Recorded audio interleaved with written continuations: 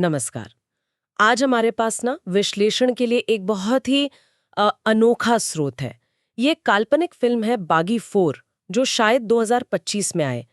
उसके लिए एक पूरी कहानी का मतलब एक सारांश तैयार किया गया है।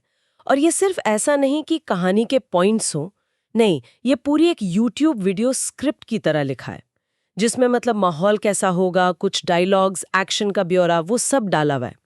तो आज हमारा काम है इस कहानी के खाके को परत दर परत खोलना।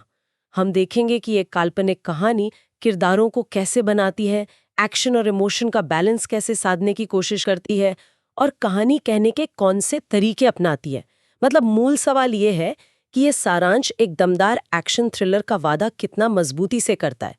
कहानी का हीरो है रॉनी, टाइगर श्रॉफ के लिए सोचा गया किरदार, पूर्व स्पेशल फोर्सेस कमांडो है जी। जो अब मुंबई में एक मार्शल आर्ट्स अकादमी चलाकर मतलब बिल्कुल शांतिपूर्ण जिंदगी बिता रहा है। लेकिन जैसा होता है ना, अक्सर अतीत पीछा नहीं छोड़ता।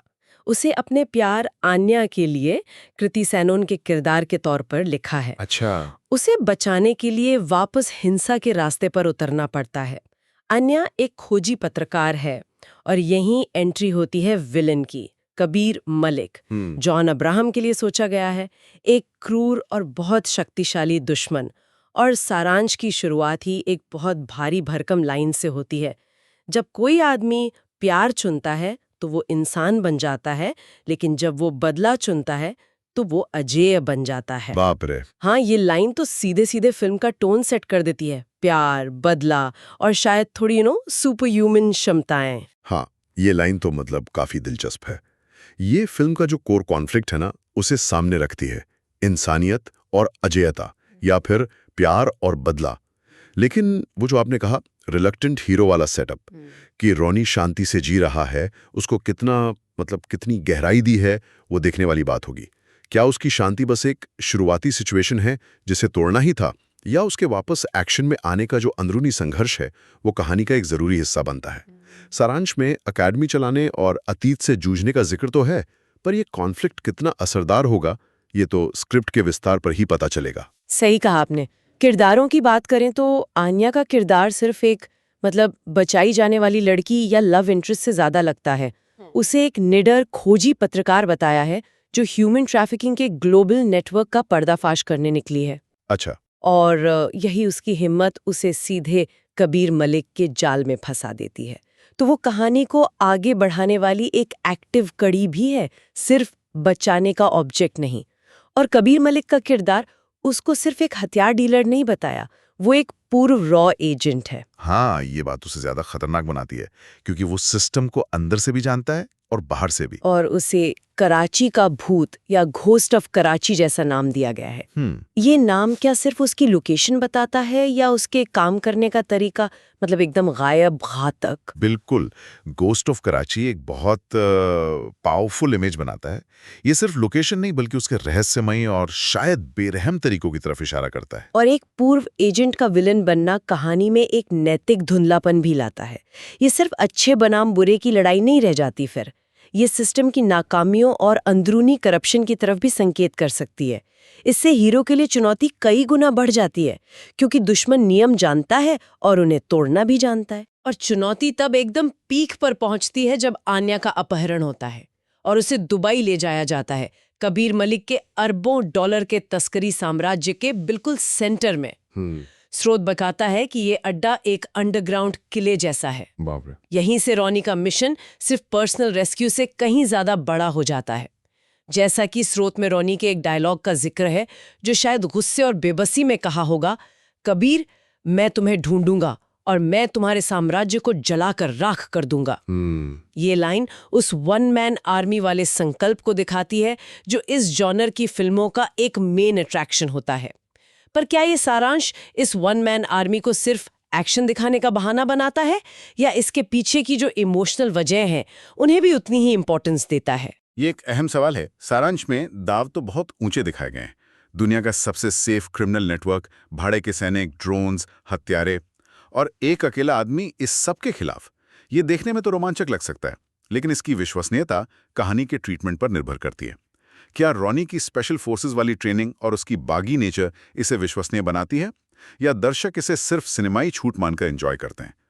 स्रोत इस बैलेंस को कैसे साधता है, ये जानना दिलचस्प होता। स्रोत एक्शन पर तो काफी जोर देता है। कुछ बड़े सीन्स का जिक्र है, हाँ। जैसे दुबई की 70 मंजिला इमारतों के बीच हेलीकॉप्टर चेज। हाँ, ये सुनने में ही बहुत ग्रैंड लगता है। फिर एक और सीन है पानी के नीचे एक डूबे हुए जहाज में लड़ाई का। Under water fight. हाँ, जहां रॉनी अकेले 7 हथियारों से सिर्फ एक चाकू के सहारे लड़ता है। इन दो एग्जाम्पल से ही एक्शन में वैरायटी और स्केल दिखाने की कोशिश साफ नजर आती है। एक तरफ खुले आसमान में ऊंची इमारतों के बीच भागदौड़, दूसरी तरफ पानी के नीचे बंद घुटन भरी जगह में क्लोज क्वार्टर कॉम्बैट। ये वैरायटी दर्शकों को बांधे रखने के लिए जरूरी होती है, बिल्कुल। लेकिन सवाल यह है कि क्या ये एक्शन सीक्वेंस सिर्फ देखने में अच्छे हैं या ये कहानी को आगे बढ़ाते हैं? क्या रॉनी इन लड़ाइयों से कुछ सीखता है या उसे कोई नई जानकारी मिलती है, या ये सिर्फ बाधाएं हैं जिन्हें उसे पार करना है? एक्शन के साथ साथ कहानी में एक इमोशनल ट्विस्ट भी है, विश्वासघात। स्रोत बताता है कि रॉनी का सबसे करीबी साथी मेजर अर्जुन, जिसके लिए विद्युत जामवाल का नाम सुझाया है, अच्छा। हाँ, असल में कबीर के लिए काम कर रहा होता है। अरे, ये तो कहानी में बहुत बड़ा झटका होगा। निश्चित रूप से विश्वासघात वाला एंगल हमेशा कहानी में इमोशनल डेप्थ जोड़ता है। ये हीरो को न सिर्फ बाहर से कमजोर करता है क्योंकि दुश्मन अब और करीब आ गया है, बल्कि अंदर से भी तोड़ता है। भरोसा टूटने का दर्द शारीरिक चोट से ज्यादा गहरा हो सकता है। यहाँ देखने वाली बात ये होगी कि ये विश्वासघात सामने कैसे आता है। क्या इसके हिंट्स पहले दिए जाते हैं या ये अचानक एक शॉक की तरह आता है? और रॉनी इस धोखे पर कैसे रिएक्ट करता है? क्या ये उसे और ज्यादा स्ट्रॉन्ग बनाता है? क्या ये सिर्फ एक फॉर्मूला है या इसे किसी नए तरीके से पेश करने की कोशिश की गई है? ये सच है कि ये एक आजमाया हुआ तरीका है। इसकी इफेक्टिवनेस इस बात पर निर्भर करती है कि किरदारों का इमोशनल कनेक्शन कितना मजबूत दिखाया गया है। अगर दर्शक रॉनी और आन्या के रिश्ते को महसूस करते हैं तो ये सीन बहुत असरदार हो सकता है, वरना ये सिर्फ एक और हिंसा का सीन बनकर रह जाएगा जो हीरो को आगे बढ़ने के लिए मोटिवेट करता है। स्रोत में इसके विवरण से ये अंदाजा लगाना मुश्किल है कि इसे किस तरह से ट्रीट किया गया होगा। और फिर कहानी का स्केल अचानक बहुत ज्यादा बड़ा हो जाता है। एक पर्सनल बचाव और बदले का मिशन तब ग्लोबल तबाही के खतरे में बदल जाता है जब कोड एक्स का पता चलता है। Code x? हाँ, स्रोत के अनुसार ये एक AI पावर्ड बायो वेपन है जो पूरे शहर को मिटा सकता है, और कबीर इसे दुबई में नीलाम करने वाला है। यहीं पर कहानी एक दिलचस्प मोड़ लेती है, लेकिन साथ ही एक चैलेंज भी खड़ा होता है। पर्सनल कहानी आन्या को बचाना और ग्लोबल खतरा कोडेक्स, इन दोनों को स्मूथली कैसे जोड़ा गया है?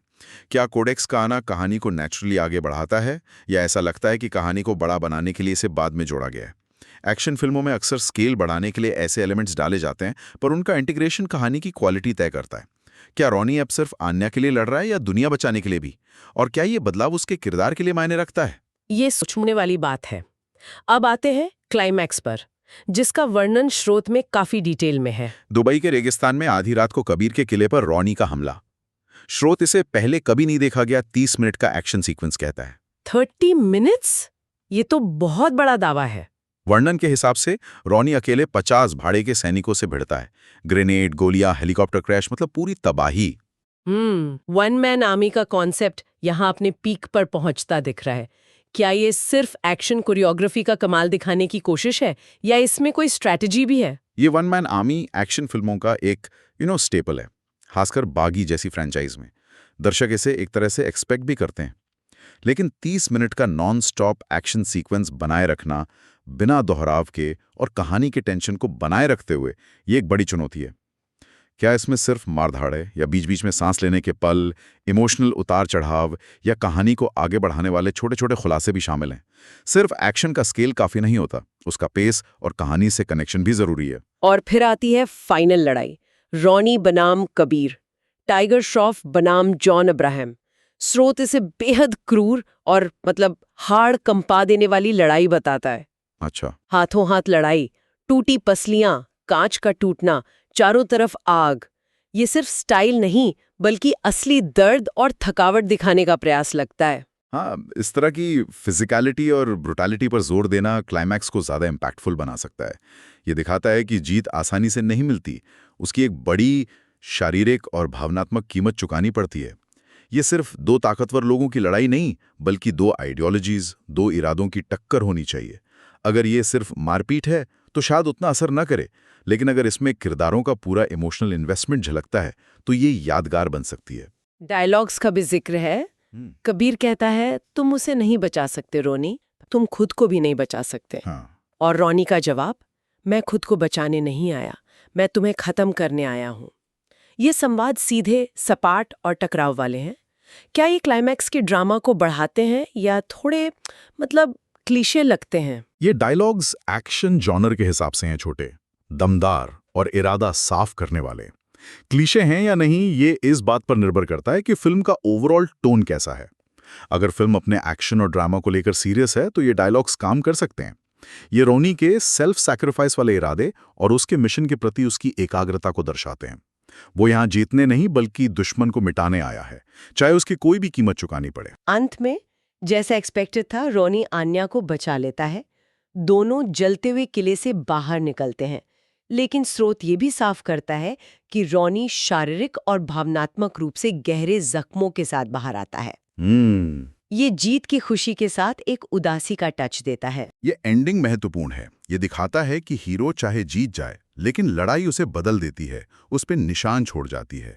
ये हैप्पी एंडिंग से थोड़ा अलग है, ज्यादा यथार्थवादी है, भले ही फिल्म का स्केल लार्जर देन लाइफ हो। ये घाव दिखाते हैं कि बागी होने की, अपने प्यार के लिए लड़ने की कीमत चुकानी पड़ती है। और अंत में एक नैरेटर की आवाज में लाइन आती है, कभी कभी बागी होने का मतलब दुनिया से लड़ना नहीं होता, ये उस एक व्यक्ति की रक्षा करना होता है जिसके लिए मरने लायक हो। ये लाइन पूरी कहानी के इमोशनल कोर को समेटने की कोशिश करती है। और फिर स्क्रीन पर आता है बागी 4 द फाइनल रिबेलियन। ये समापन संदेश और टैगलाइन दोनों ही कहानी के पर्सनल पहलू पर जोर देते हैं। इतना बड़ा एक्शन, ग्लोबल थ्रेट, सब कुछ आखिर में उस एक व्यक्ति की रक्षा के आसपास सिमट जाता है। द फाइनल रिबेलियन टैगलाइन एक तरह से इस सफर के अंत का संकेत देती है, लेकिन रोनी के जख्म ये सवाल छोड़ जाते हैं कि क्या ये वाकई अंत है या एक नए, ज्यादा थके हुए, ज्यादा जख्मी रोनी की शुरुआत। तो कुल मिलाकर इस काल्पनिक बागी 4 के कहानी सारांश की इस पड़ताल से ये साफ है कि इसमें एक्शन, इमोशन, थ्रिल, विश्वासघात और ग्लोबल संकट जैसे कई मसालों को मिलाने की कोशिश की गई है।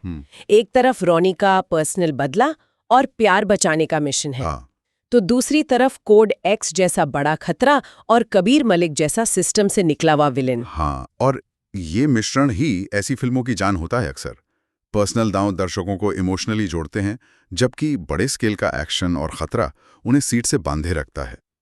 लेकिन सफलता इस बात पर निर्भर करती है कि ये सभी तत्व कितने सलीके से बुने गए हैं। क्या एक्शन कहानी से निकलता है या कहानी एक्शन के लिए गढ़ी गई है? क्या किरदारों का इमोशनल सफर विश्वसनीय लगता है? क्या ग्लोबल खतरा कहानी में नेचुरली फिट होता है?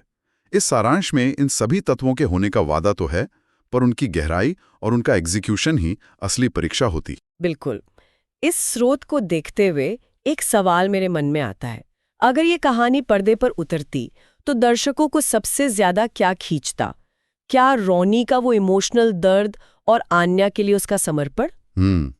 हो सकता है। या फिर एक्शन का वो विशाल स्केल और वैरायटी जिसका जिक्र है? एक्शन तो बागी की पहचान है। या फिर कोड एक्स और गोस्ट ऑफ कराची जैसे एलिमेंट्स जो कहानी को एक जासूसी थ्रिलर का रंग भी देते हैं। ये सोचना दिलचस्प है कि इस तरह की कहानी का कौन सा पहलू दर्शकों के साथ सबसे गहरा रिश्ता बना सकता है।